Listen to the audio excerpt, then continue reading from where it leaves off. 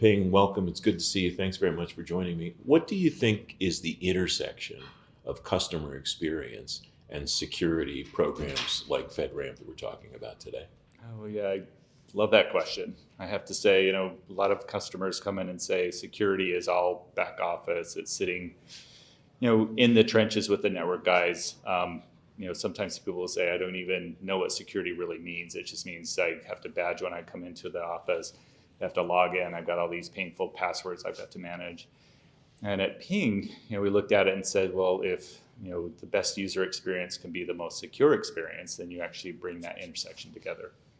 Is the intersection such that the user doesn't know that there's a security piece in place, or is it helpful for that end user to at least know on some level, yes, there's security protocol in place, it's just not hard for me to deal with it to access what I need to access? Yeah, a lot of customers or users, but they will explain that, if a user feels like somebody like Big Brother's watching, for example, they feel a little uneasy saying, okay, what do they know about me and what information do they secure? And so in those cases, and it's really when I'm, identifying who I am, quite often an explicit interface to say I'm asking something of you, either biometrics or something that lets me know that I'm, accepting an information, or I've even, asking you to consent.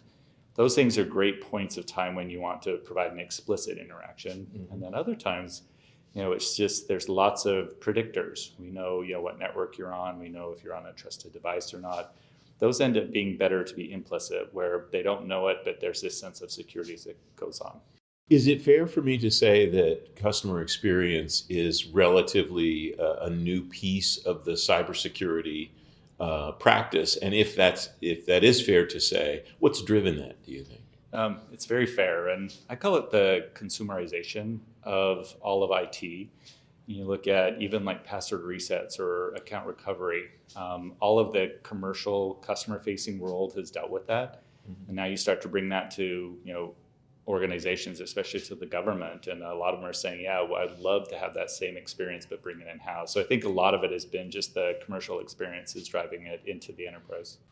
Does that mean then that the end user in a government environment expects the same thing that person experiences in their personal lives, or is it different because one's in a work environment, one's in a personal environment, or some other reason? Like every government agency I've talked to, they say, I want the same experience. I think it's expected. And a lot of it, I think, is driven by just digitizing that engagement of citizen to government. And then you even have employee to the government providers, and then even cross-agency, we're seeing it. And so I really do think it's they're experiencing, they see the promise of it, and they expect it within their organization. Loren, thanks very much for joining me. It's great to have you here today. Yeah, well, thank you.